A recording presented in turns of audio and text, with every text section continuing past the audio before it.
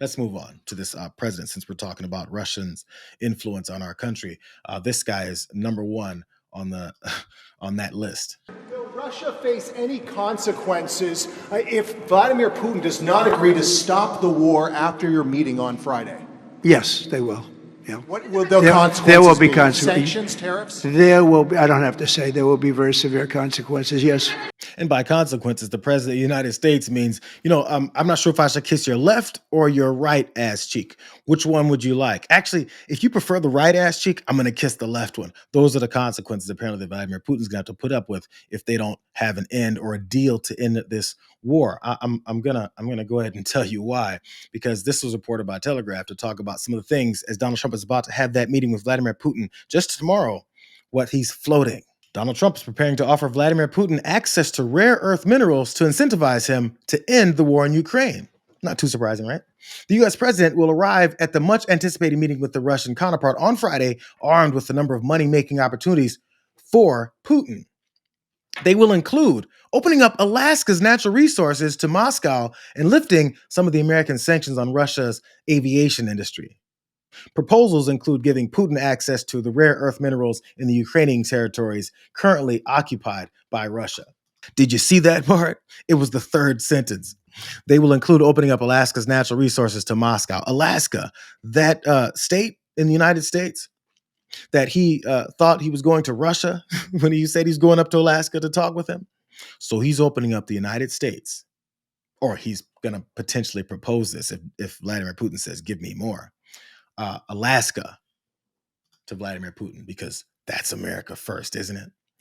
The problem is he's always given us signs of what he said of giving up Ukraine's territory months and months ago. Do you believe that Ukraine should cede territory to Russia?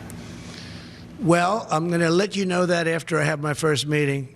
But a lot of that territory, when you look at what's happened to those, I mean, there are cities that there's not a building standing. It's a demolition site. There's not a building standing. So people can't go back to those cities. There's nothing there. It's just rubble. Just like when I knocked down a building in Manhattan, which is actually, this is worse, actually, because we do it step by step. This thing has just got demolished. And by the way, in those buildings are many people. Many people were in those buildings. You notice his weave? He's asked a question about whether or not he wants to give up Ukrainian territory, and that's his plan, is to give it away since, this country invaded this other sovereign country and occupied land. His plan was to give it away, but instead he decided to go and start talking about how many people are being killed, buildings being knocked down, and how he's a real estate guy.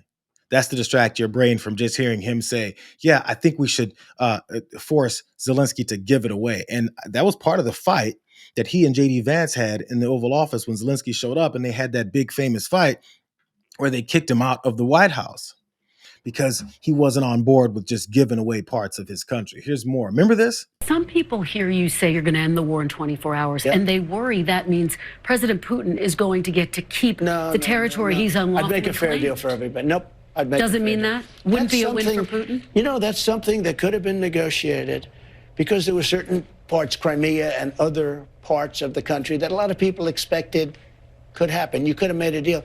So they could have made a deal where there's less territory right now than Russia's already taken, to be honest. And you could have made a deal where nobody was killed. They had a deal. They would have had a Ukraine country. Now nobody even knows if Ukraine is going to be totally taken over. I will say this.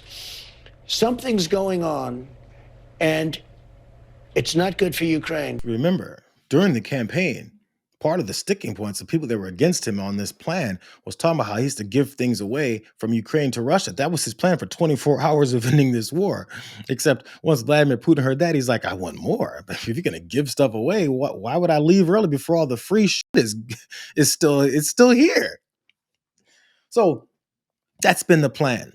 So now it's apparently part of the negotiations, as long as he says deal enough times. Part of the negotiation is also giving away parts of access to Alaska as well, because that's how he does deals with someone who has him by the sack. That's how he deals with them. He gives it away. You remember him?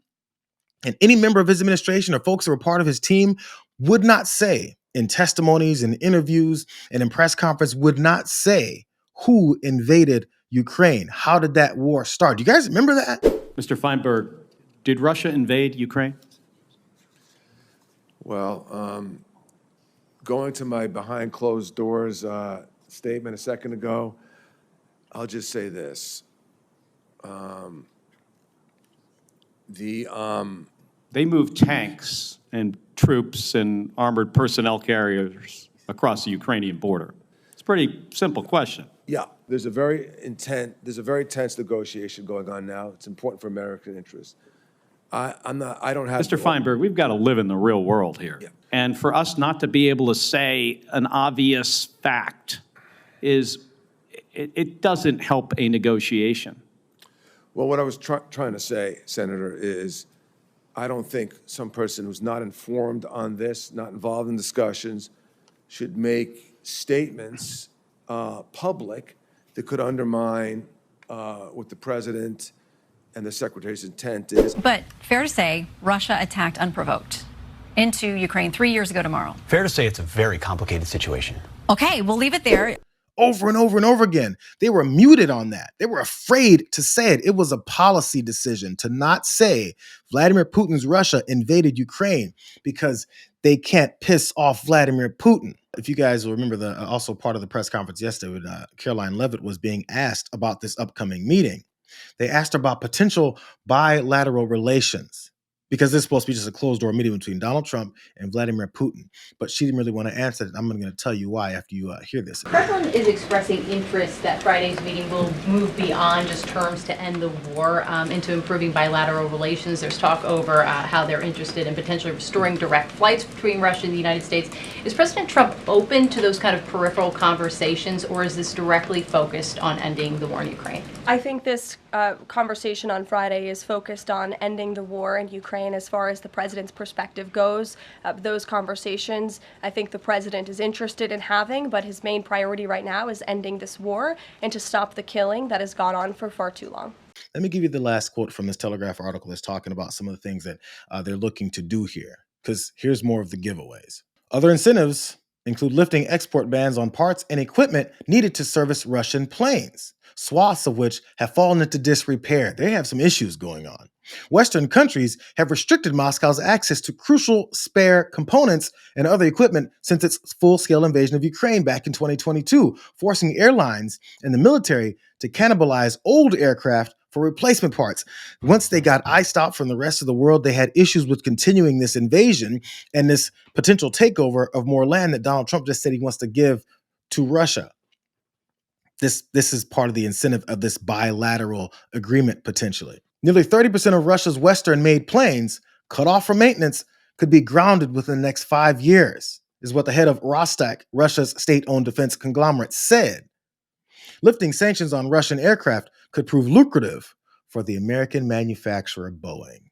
With the fleet of more than 700 planes dominated by Airbus and Boeing, Russian airlines could return to the American suppliers for critical parts and maintenance. That might be some of the bilateral discussions that they're having as they're talking about ending the war. Russia's in trouble with their planes. They got old planes because they're iced out from the rest of the world, because this other thing that Donald Trump doesn't understand, this is exhibited by his tariff policy. They need the rest of the world for parts. But Donald Trump may be willing to be a part of this because Boeing could benefit from it.